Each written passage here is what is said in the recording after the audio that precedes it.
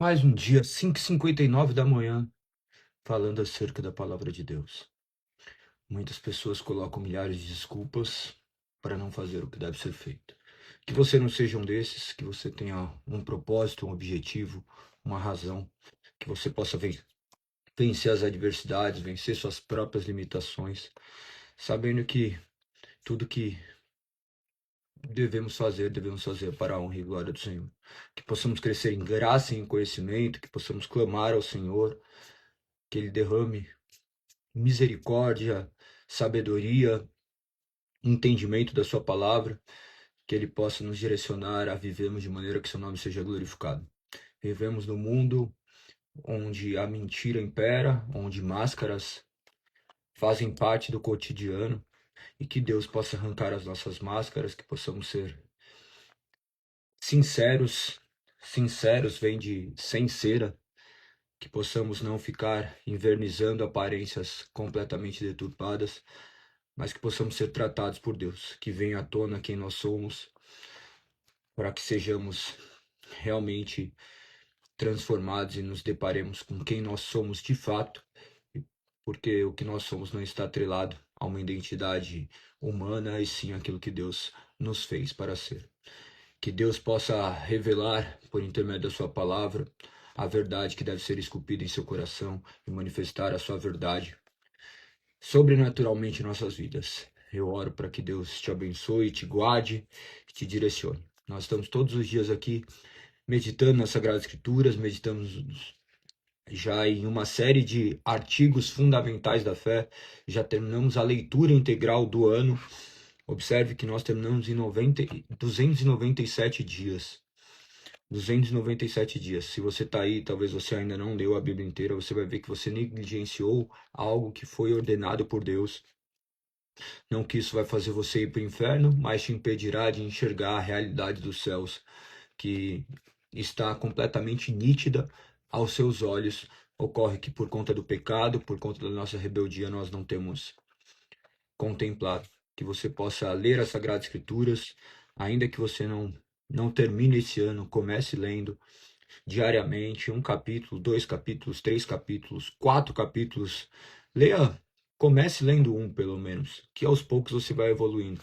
Porque você não começa nem por um, se eu falar para você ler 4, você vai ficar chocado com isso. Para você, a Bíblia é simplesmente um livro místico que você abre e quer ler em qualquer parte, acha que dessa forma que Deus fala. Deus não age dessa forma, embora ele fale por intermédio de todas as suas sagradas escrituras, todas as suas falas têm uma lógica, uma coerência, e acima de tudo, ele tem algo a ser dito às nossas vidas que vai além de meras palavras que são isoladas e soltas, escritas num simples livro.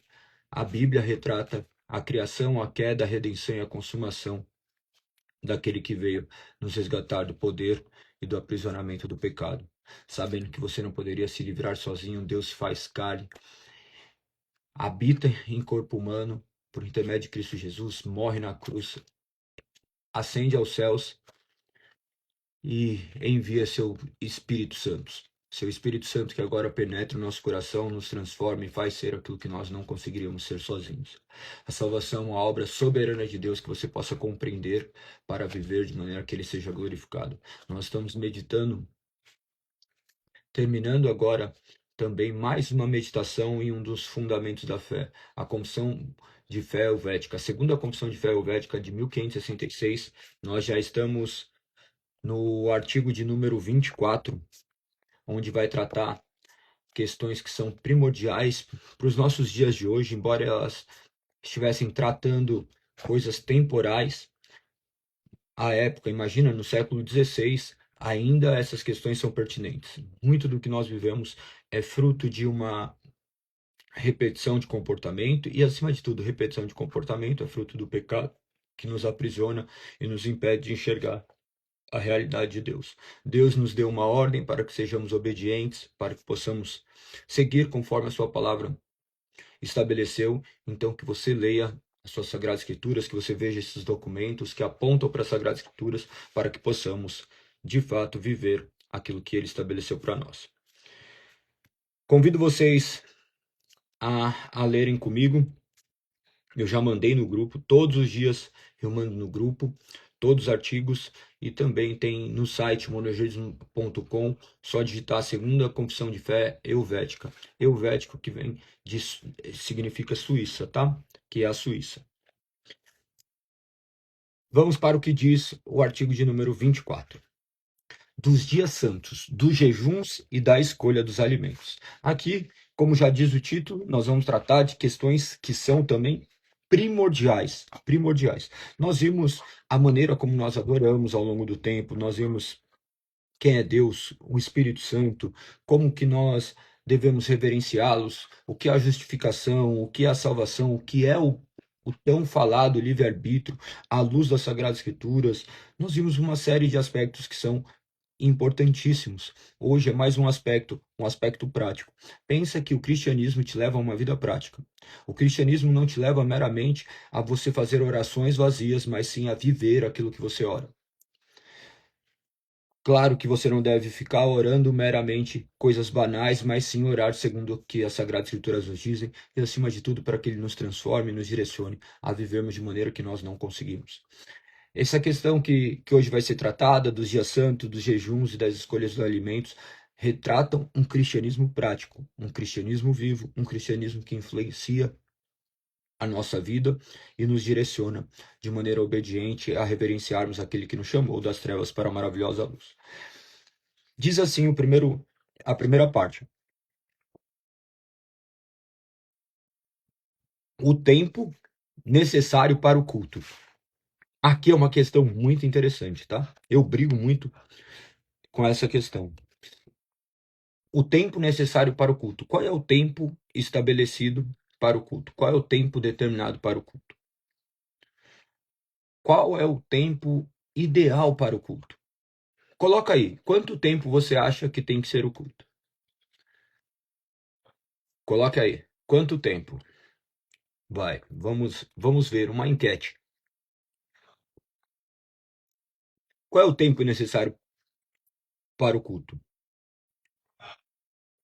E aí? Você consegue manifestar a sua opinião quanto a isso? Qual o tempo necessário para o culto? Coloque aí. Quantas horas? 1 hora, 2 horas, 3 horas, 4 horas, 5 horas?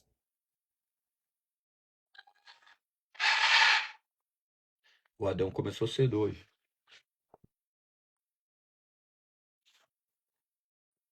2 horas. Ali, ó. 2 horas. Eu acho que não tem tempo. 2 horas. Se for o pastor pregando umas 12 horas.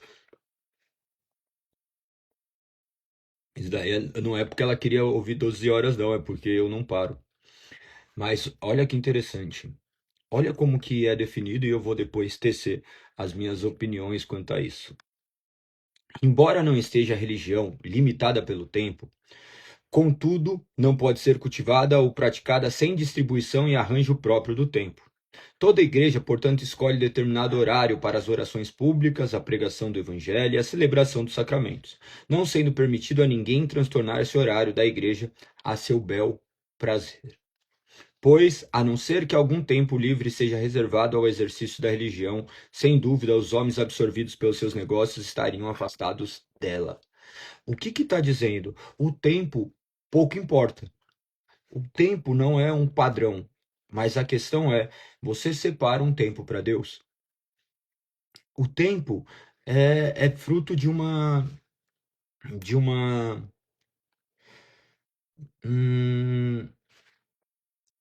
de um acordo entre as partes, entre a igreja. Então ela segue tradicionalmente um horário e as pessoas vão se adequando a essa realidade. Quem pode, bem, quem não pode, amém. Não tem como se adequar a essa realidade. Por exemplo, nós temos por hábito os cultos durarem 2 horas, em média. Domingo das 10 a meio-dia, de terça das 8 às 10. Nós queremos ser um horário razoável. Um horário razoável. Mesmo porque lembre-se que os cânticos não devem sobrepor o tempo de ministração. Nós não podemos fazer 1 hora e meia de cântico e meia hora de palavra. Não faz sentido. A não ser se cantarmos a Bíblia exatamente mesmo assim, talvez não haja o entendimento necessário, porque a palavra deve ser pregada e explicada. Então, nós não estamos presos a uma limitação de tempo, mas sim a uma ordem de tempo. Há uma ordem de tempo. Dentro do culto, você vai ver que todas essas práticas devem ser feitas, ou seja, as orações públicas, a pregação e a celebração dos sacramentos, de forma que o tempo do culto deve ser necessário para fazer isso. Nós teríamos horas e horas para ficarmos falando acerca da palavra e jamais se encerraria esse tempo. É infinito o tempo necessário para falar da palavra, mesmo porque a palavra é o objeto de estudo do cristão. Nós não temos nada novo. Então, nós meditaremos nas Sagradas Escrituras o tempo que for necessário para que a comunidade seja abastecida da sua palavra.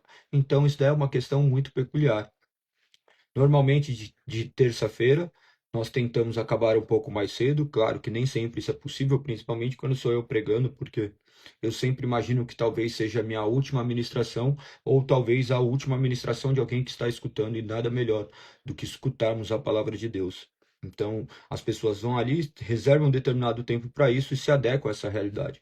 As pessoas sempre se adequaram a essa realidade, mas se tratando das coisas de Deus, as pessoas querem colocar conta-gotas. Como eu até disse ontem, no final das contas, se for para utilizar, desfrutar dos prazeres da vida, nós queremos aos riachos. Se for para ver as obrigações que nós temos para com as coisas, nós queremos o mínimo possível. Da mesma forma com as coisas de Deus, nós queremos conhecer Deus a conta-gotas e usufruirmos de Deus aos oceanos. Essa é a nossa comparação, essa é a realidade. Então, que nós possamos compreender que não existe um tempo pré-estabelecido, mas você deve estabelecer um tempo para adorar a Deus.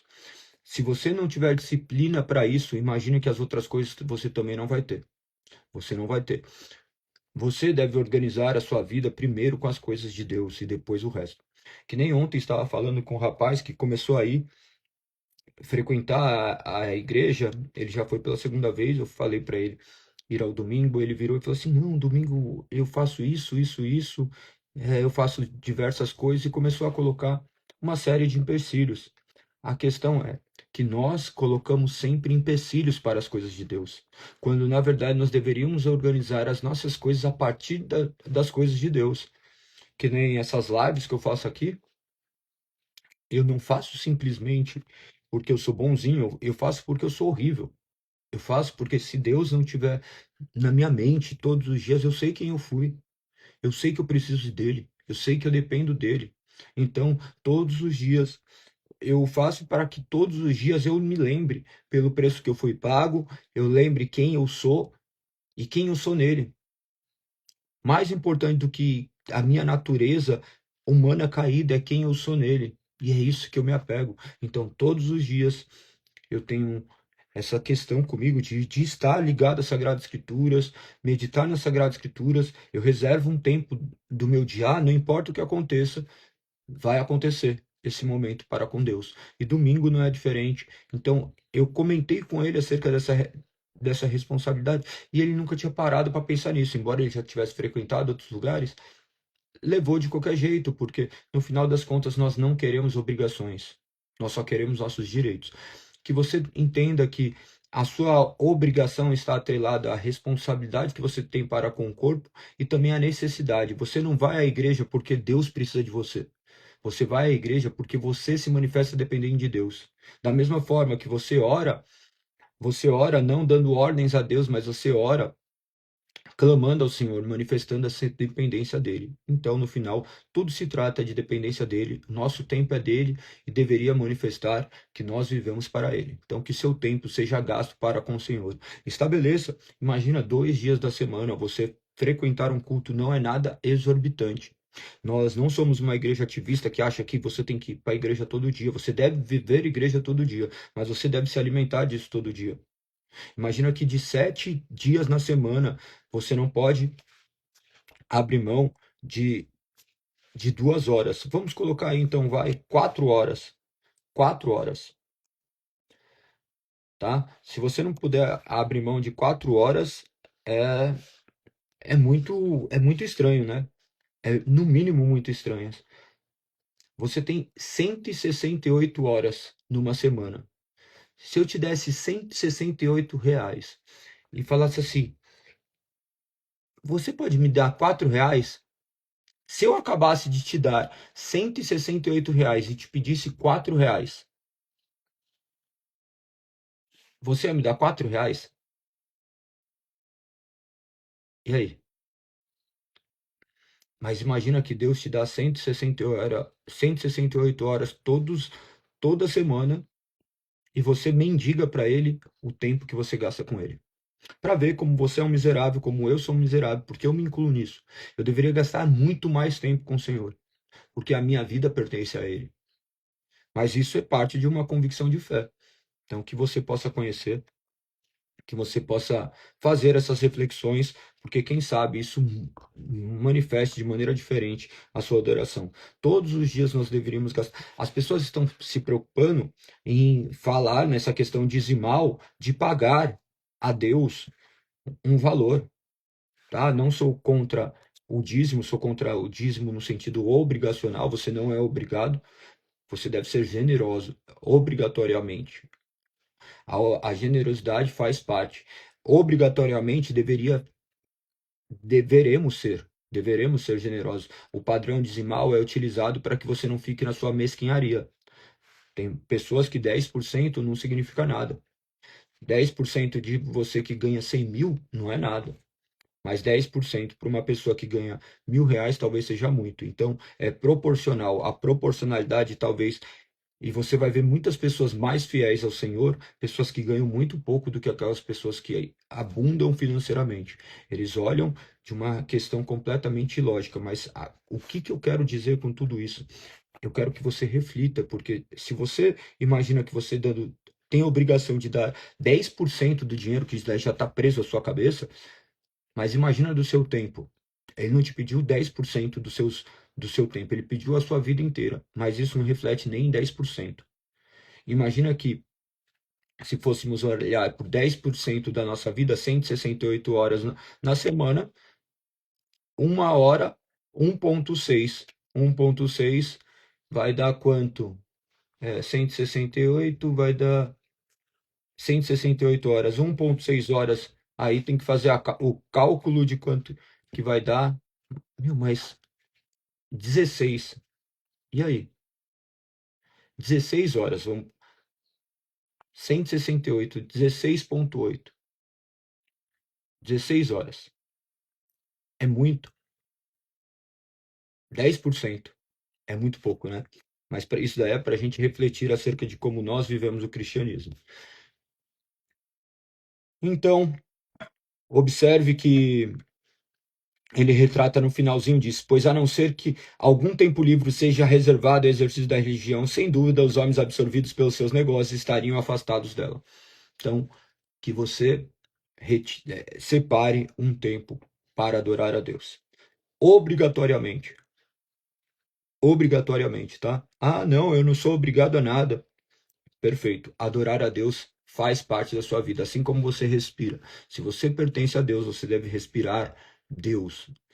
Você é obrigado a respirar? Não, mas você tem que respirar para viver. Da mesma forma, nós não somos, então, obrigados, se você prefere dessa forma, você não é obrigado a frequentar o culto, mas se você pertence a Deus, você naturalmente precisa respirá-lo para viver nele.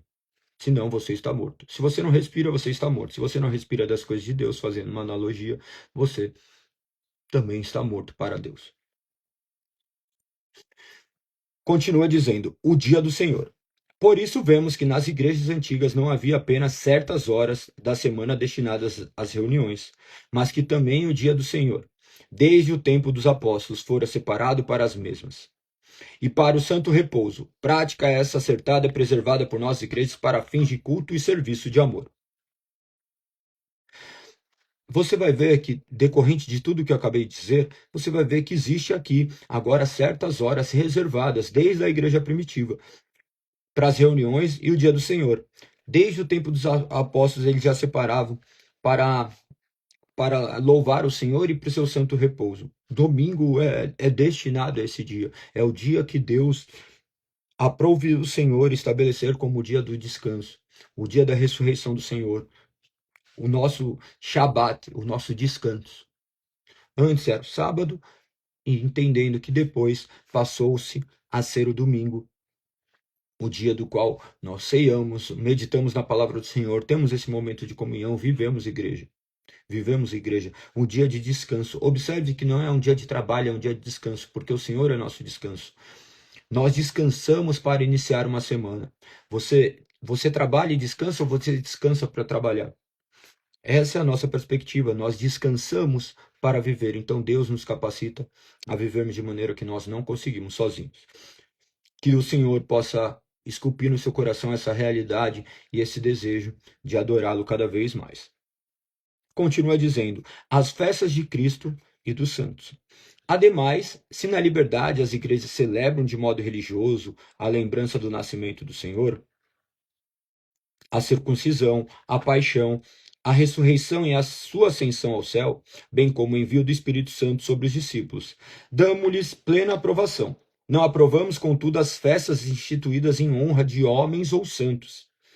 Os dias santificados têm a ver com a primeira tábua da lei, e só a Deus pertence. Finalmente, os dias santificados, instituídos em honra dos santos, os quais abolimos, têm muito de absurdo e inútil, e não devem ser tolerados. Entretanto, confessamos que a lembrança dos santos, em hora e lugar apropriados, pode ser recomendada de modo aproveitável ao povo em sermões e aos seus santos exemplos, apresentados como dignos de serem imitados por todos. Do que ele está retratando? Lembre-se que ele estava retratando um período exato. Hoje não, hoje isso daí é simplesmente um dia que você nem sabe que dia é, você chamou tudo isso de feriado, um dia para você ficar descansando e fazer o que você quiser, viver a sua esbórnia. Então, no final das contas, os feriados hoje não estão tão atrelados a essa questão religiosa, antes estavam muito mais. Mas, de qualquer forma, nós não celebramos determinados dias como especiais. Para nós, o dia especial é o dia da ressurreição do Senhor. Na verdade, todos os dias são especiais, mas em específico o dia do Senhor no domingo. Então, todo domingo nós celebramos eternamente o nosso resgate. Essas questões, essas festas, são meras questões ritualísticas, do quais nós não valorizamos, por isso que nos dias de culto não tem questões que sejam mais importantes que isso. Ah, domingo caiu no Dia das Mães, vamos fazer um teatro Dia das Mães. A igreja não é lugar de teatro, a igreja não é lugar de apresentações, a igreja é lugar de cultuarmos ao Senhor. No culto solene nós devemos cultuar ao Senhor. Não estou falando que em outros dias vocês não podem fazer determinadas apresentações, vocês façam o que vocês bem entenderem. Estou falando como é estabelecido pela soberana palavra e a maneira como naturalmente nós fazemos por conta do que vos fala. Eu estou aqui responsável também pela condução de uma comunidade, junto com os presbíteros e diáconos da igreja, e entendendo que nós não estamos longe também de uma tradição do qual ela respeita as Sagradas Escrituras. Então, preste muita atenção quanto a isso, tá? Continua dizendo agora acerca de outro assunto de extrema necessidade e importância: jejum. Jejum. Você já fez jejum, tá? Tenho certeza. Mas seu jejum foi de uva passa, você fala assim, eu não vou comer uva passas o ano inteiro, só vou comer no final do ano. Uva passas com arroz, uva passas com batata palha, uva passas com frango, como se isso fosse gostoso, né? É horrível, mas observe que essa questão do jejum, as pessoas atrelaram a abdicar de alguma coisa. Eles usam a palavra já de maneira analógica. Jejum é abstenção de comida e bebida. Em muitos casos, o jejum hoje também já mudou muito, porque normalmente é acerca de ingestão de alimento. O jejum, a exceção é tomar água. Então, não adianta, não, estou fazendo jejum de mastigar e você tomando açaí líquido. São questões que não possuem qualquer validade lógica, tá? Não tem validade lógica. Você vai perguntar para o médico o que é o jejum. Você não vai fazer um jejum para o médico fala assim, ó, fica de jejum. Você vai fazer um exame. Você vai falar assim, eu só vou ficar sem comer chocolate. Você vai fazer isso para fazer um exame? Óbvio que não. Óbvio que não. Então, no final das contas, nós entendemos as coisas do jeito que a gente quer. Eu vou fazer jejum de redes sociais. Não, é muito benéfico que você fique sem redes sociais, é muito benéfico que você deixe de fazer uma série de coisas, que você deixe de comer chocolate, que você deixe de comer doce. Isso daí vai ser benéfico para a sua saúde. Mas Não é sobre isso, tá? Olha como vai tratar. Ora, quanto mais seriamente a Igreja de Cristo condena a gula, a embriaguez e toda espécie de lascívia e intemperança, tanto mais é com insistência recomenda os jejuns cristãos.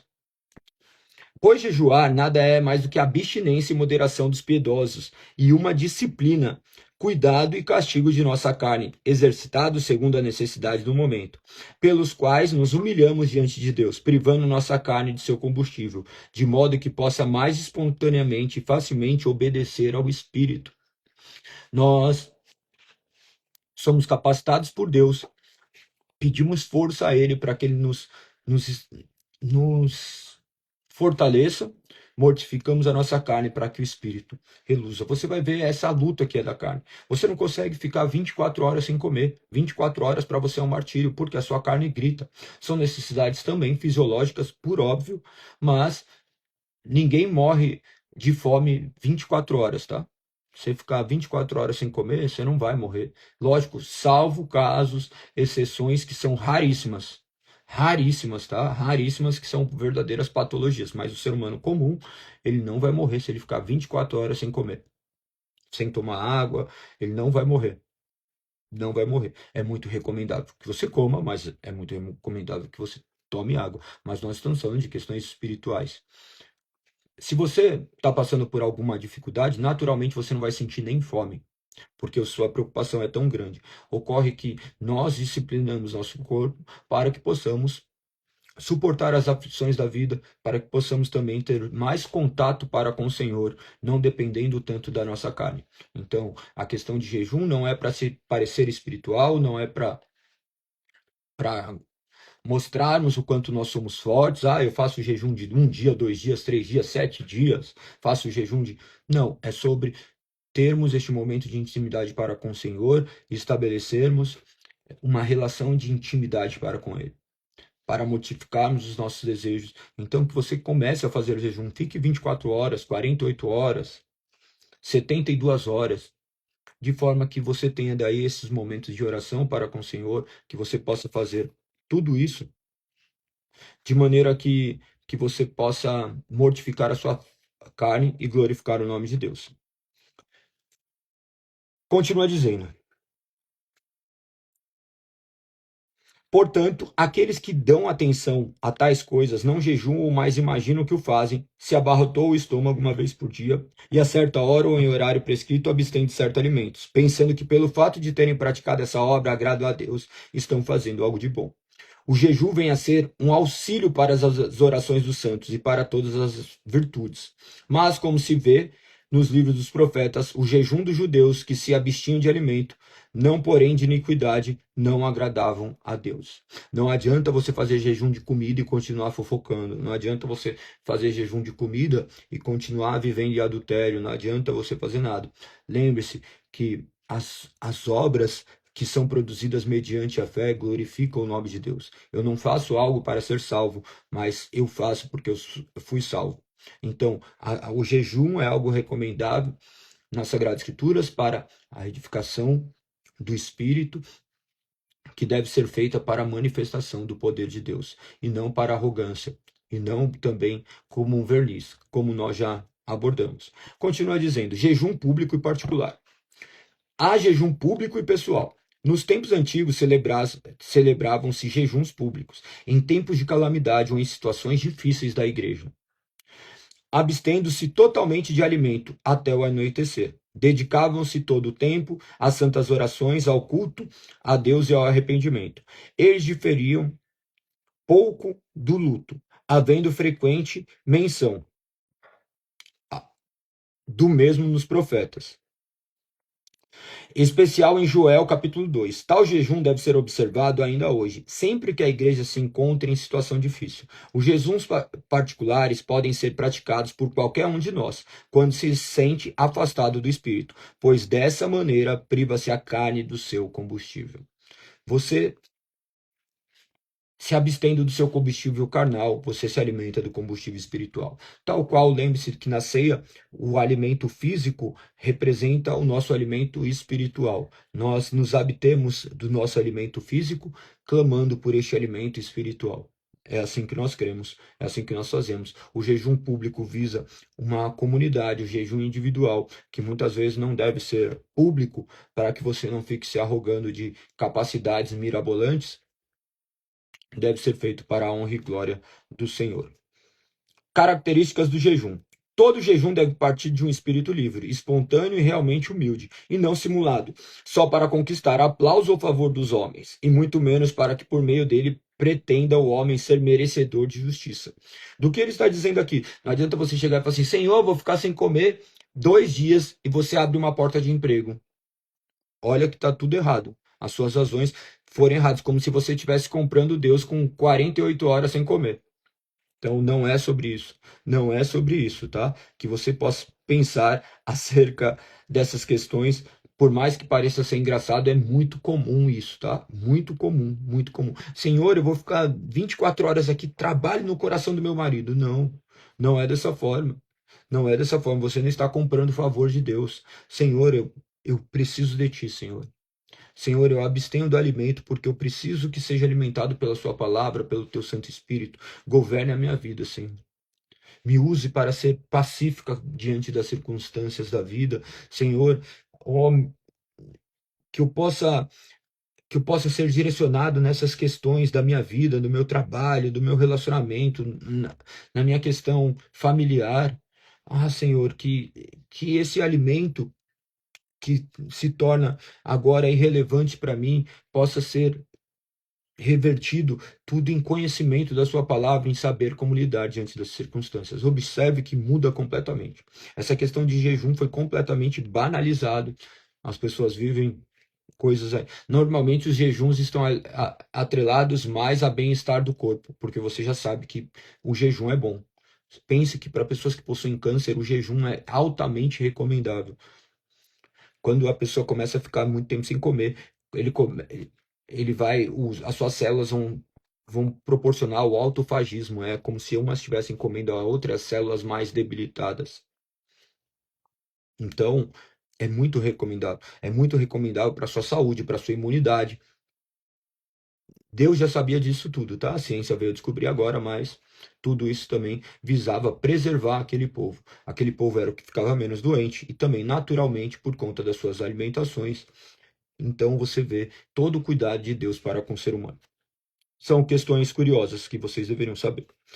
Continua dizendo, mas que cada um jejue para este fim, não dar lugar aos desejos da carne e servir a Deus mais fervorosamente. Recomendo vocês todos fazerem o jejum, tá?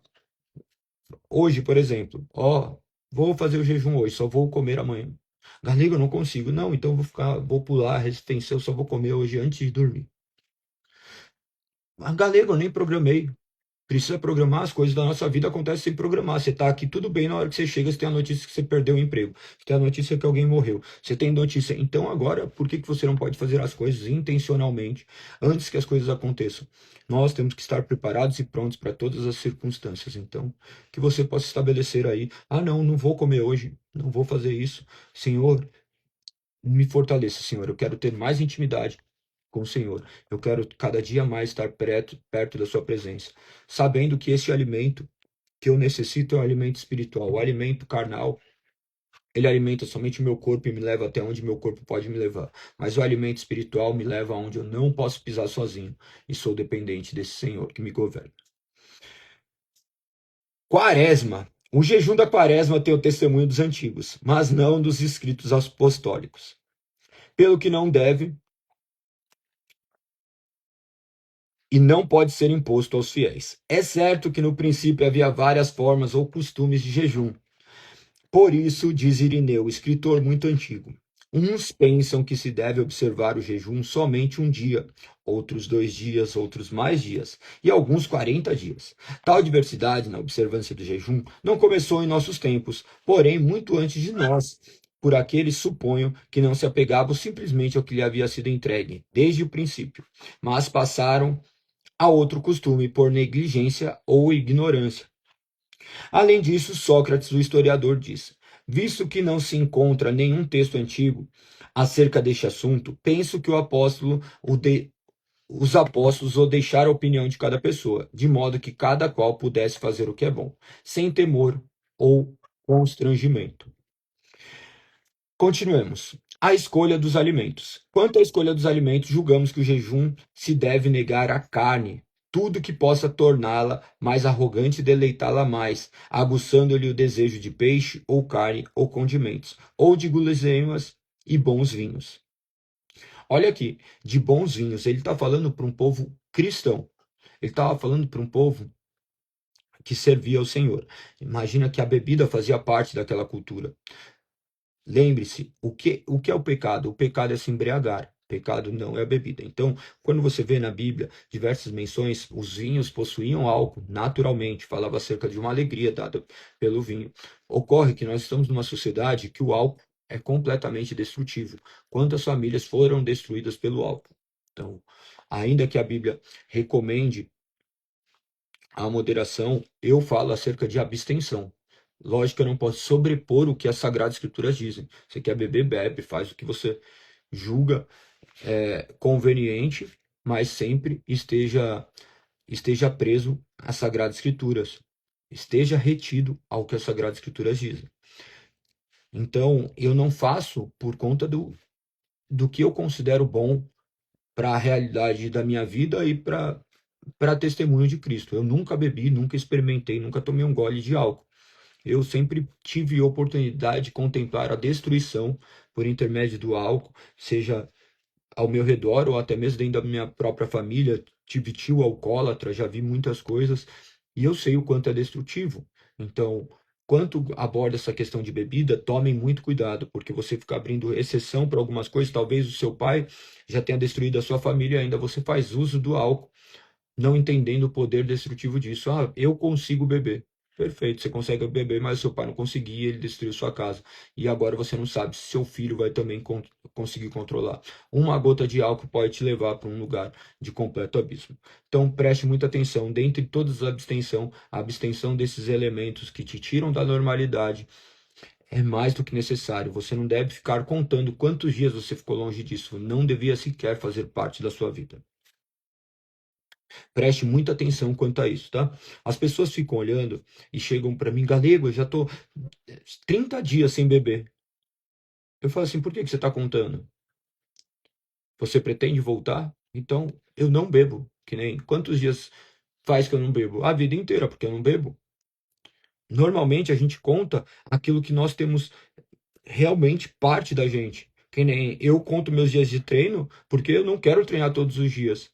E eu conto todos os dias, porque para mim é realmente algo que eu tenho mensurado, mas para uma questão de disciplina. Mas ainda assim eu treino todos os dias, daí já faz parte, mas eu conto porque não é uma questão de dependência. Não é uma questão que se eu não treinar vou morrer, mas pensa que essas questões quanto à bebida, quanto a esses vícios, você não deve mais ficar contando quantos dias, você deve colocar na sua cabeça isso não faz parte da minha vida. Não faz parte da minha vida, eu não sou isso. Eu não faço isso. Você não vai ficar contando outras coisas, mas que você possa estabelecer algumas questões que sejam primordiais na sua vida, que você possa se abster de tudo aquilo que tem te destruído. Dentre elas, o álcool é um objeto de destruição. Então, dentre esses jejuns aí parciais que as pessoas começam a chamar, que o jejum seja pertinente na sua vida e persistente e eterno quanto a essas coisas que têm causado milhares de destruições em milhares de famílias, tá? O álcool é completamente destrutivo. Então, você vê aqui essa questão de bons vinhos. Se você assim o faz e o entende, Deus te capacita para ter moderado, glória a Deus, mas saiba que isso daí talvez na sociedade que nós estamos representa um péssimo testemunho. Várias igrejas na Europa, eles celebram até mesmo com bebidas, mas imagina hoje os homens, que nem nós somos uma igreja recente, a maioria das pessoas vieram ali viciados, muitos passaram por clínicas de reabilitação, tiveram pais, mães que viveram acerca de bebida, então não tem como falar de maneira completamente amigável quanto a isso. Não tem como, não tem como brincar com uma arma municiada. Uma arma já é difícil de brincar e uma arma municiada é pior ainda. Então, pense muito bem a questão diante dessas questões. E não só isso, tá? Qualquer objeto ilícito, qualquer objeto que te aprisione, seja química, química, que daí as pessoas falam maconha é natural, não é maconha é alucinógeno. Você vai ver drogas que você não faça uso disso. Ah, não, tem remédios que é Vinvance, Vinvance é como se fosse cocaína. Concordo, é algo também que te torna dependente, ainda que possa ser receitado por um médico, deve ser receitado em casos de extrema necessidade, mas ainda assim, preste muita atenção para que você não se torne dependente. Tá? Então, preste muita atenção a tudo isso. Continua dizendo. Nossa, já tá voando o tempo e eu tenho que sair. Olha como diz. Além do mais, sabemos que todas as criaturas de Deus foram feitas para uso e serviço dos homens. Tudo que Deus fez é bom, devendo ser usado no temor de Deus e com moderação. Gênesis 2:15. Diz o apóstolo: todas as coisas são puras para os puros. Tito 1:15. E mais, comei de tudo que se vende no mercado, mas sem nada perguntardes por motivo de consciência. 1 Coríntios 10:25. O mesmo apóstolo chama a doutrina daqueles que ensinam a abstenção de carnes, doutrina de demônios, pois alimentos que Deus criou para serem recebidos com ações de graças pelos fiéis e por quantos conhecem a plena verdade. Pois tudo que Deus criou é bom, é recebido com ações de graça, nada é recusável. 1 Timóteo capítulo 4, verso 1. Seitas, portanto, condenamos inteiramente os tacianos e ingratitas, bem como todos os discípulos de Eustáquio, contra quem foi convocado o sínodo gangrense. Aqui ele retrata outras questões que estavam ali pertinentes à época, que depunham completamente contrário ao que ele estava dizendo nesse sentido. É isso que vocês precisam saber, e vocês já viram, vocês já conseguiram identificar, creio que muitas coisas relativas a isso. Perfeito? Vamos então agora para o apontamento de segundo Reis, nosso 12º livro da Bíblia, de 66 livros, agora que retrata ali a questão ainda antes do exílio assírio. Nós acabamos de ver em 1 Reis nove reis do norte e mais 4 de Judá, sendo que somente 2 de Judá foram fiéis. Lembre-se que teve o período agora do reino dividido, que durou 208 anos, que agora termina aqui em 2 Reis, em 722, teve início em 930. Galego, por que você fala essas datas? Porque essas datas vão fazer com que vocês depois consigam se situar melhor. Eu demorei muito tempo para ver isso. Pense que eu fui estudar por minha conta, né? Depois que eu comecei a fazer pós-graduação, acerca de estudos mais aprofundados, que daí eu consegui ter um direcionamento, e nem todas as coisas também eu tive na pós-graduação. Muitas coisas são práticas e eu tento passar para vocês aquilo que eu gostaria de ter aprendido antes. Então, demorei muito tempo, não tive tanta instrução assim no começo, então eu acho mais do que necessário trazer esses apontamentos que possam fazer com que vocês compreendam melhor as Sagradas Escrituras. Então, no livro de 1 Reis, você tem a abordagem desses 13 reis, sendo 4 de Judá e 9 de Israel. Antes tratou um período um pouco menor, e agora você vai ver a preponderância ali de Eliseu. Você vai ver Eliseu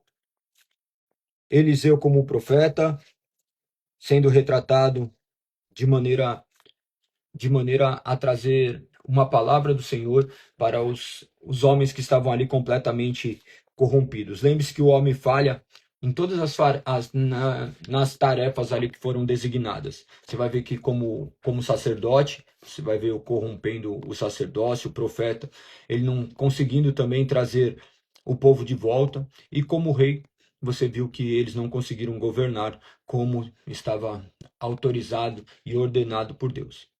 Então, tudo isso aponta para Cristo, o nosso sacerdote, rei e profeta perfeito. Onde o homem falha, Deus faz. O período do qual trata esse livro de 2 Reis, ele vai tratar até o exílio babilônico da nação de Judá, 586. Então, ele trata ali aproximadamente 200 e poucos anos esse livro. Mas se for ver todo o período de reis, que se trata apenas de um único livro, é aproximadamente 400 anos. Esse segundo Reis é a continuação, por óbvio, de primeiro Reis. Então agora nós vamos ter registrado 12 reis de Israel, 12 reis de Israel e depois mais 16 reis de Judá. Lembre-se que Israel perdura apenas num período de tempo, ali 208 anos, esse reino dividido, 208 anos de Israel e depois mais 136 nós temos esse período de Judá. Dessa forma, 344 anos de reino dividido e também da nação de Judá. O reino unificado foi nos períodos dos reis, Saul, Davi e Salomão, do qual durou 40 anos cada reinado. Vocês já viram isso de maneira muito prática. Dentre esses reis, poucos foram fiéis, tá? Poucos foram fiéis. Nós tivemos, então, no livro passado, apenas sendo 2 fiéis, Asá e Josafá, e agora nós temos 6. Joás, Amazias, Uzias, Jotão, Ezequias e Josias.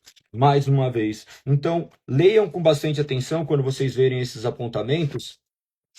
Esses reis, eles retratam justamente esse ciclo humano, né? De queda, o homem constantemente pecando contra o Senhor, que vocês possam compreender essa instabilidade do homem, do qual nós devemos nos apegar única e exclusivamente ao Senhor, sabendo que somente Ele é estável, que nossa mente vaga por aí, nossa mente mente, que nós possamos depender única e exclusivamente do Senhor, crendo que somente Ele pode guiar as nossas vidas. Então, seja dependente de Deus.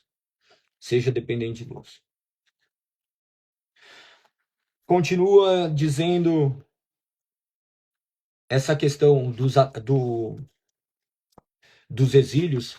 Lembre-se, Deus estabelece esse exílio de maneira como correção para um povo completamente desobediente. Eles não foram aprisionados por conta da capacidade dos reis de outras nações, mas sim por conta de Deus ter os entregue de maneira a discipliná-los. Lembre-se que na Babilônia, o povo de Judá foi ali aprisionado por conta do poder soberano de Deus, utilizando Nabucodonosor para aprisionar o seu povo, do qual se negava a obedecê-lo. Lembre-se que o povo sempre negou obedecer o Senhor, de maneira que somente depois, com o Santo Espírito vindo e fazendo morada dentro de nós, para que agora possamos andar e caminhar em obediência. Nosso Senhor nos possibilitando o resgate, não simplesmente possibilitando, mas efetivamente nos salvando, enviando o Espírito Santo para que nossa vida possa ser transformada.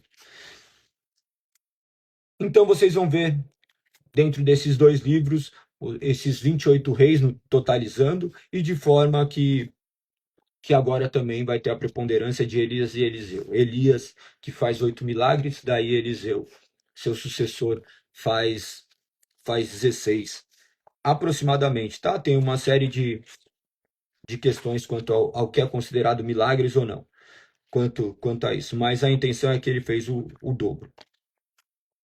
Este ministério dele durou aproximadamente 75 anos, isso daí também é importante você ter essa questão, e termina sempre com essa questão de esperança. Você vai ver que no final das contas, nós vemos essa promessa do Senhor, do resgate definitivo, do qual foi concluída em Cristo Jesus. As divisões do livro você pode separar do capítulo 1 ao 8 como ministério profético de Elias e Eliseu. Depois do 8 ao 17, o reino dividido de Israel e Judá. Depois do 18 ao 25, o reino remanescente de Judá. Então, olhem com bastante atenção quanto a essas questões, que vocês possam entender acerca deste livro que é tão importante. Se vocês tiverem dúvidas quanto a isso, tem uma série de resumos também dentro do YouTube. Tem alguns que eu posso recomendar. É Pictubíblia. Eu não sei. Você viu que meu dom de línguas é horrível, né? Eu falo português intermediário. Então, no final das contas, tem um vídeo bem interessante que ele retrata vários livros da Bíblia. Eu não lembro de ter assistido esse de do livro de Reis, mas vale muito a pena. Perfeito? Tamo junto. É isso. Amanhã estaremos aqui. Mais um dia para a honra e glória do Senhor, 5h59. Eu vou compartilhar com vocês ali a ministração de ontem pelo evangelista Nicolas, um menino de 21 anos. Tenho certeza que essa mensagem vai impactar seu coração. Essa mensagem completamente fundamentada nas Sagradas Escrituras. Eu vou deixar ali na nossa lista de transmissão, se você tiver um tempinho, assista. Beleza? Tamo junto, um beijo no coração, até amanhã, para a honra e glória do Senhor. Fui!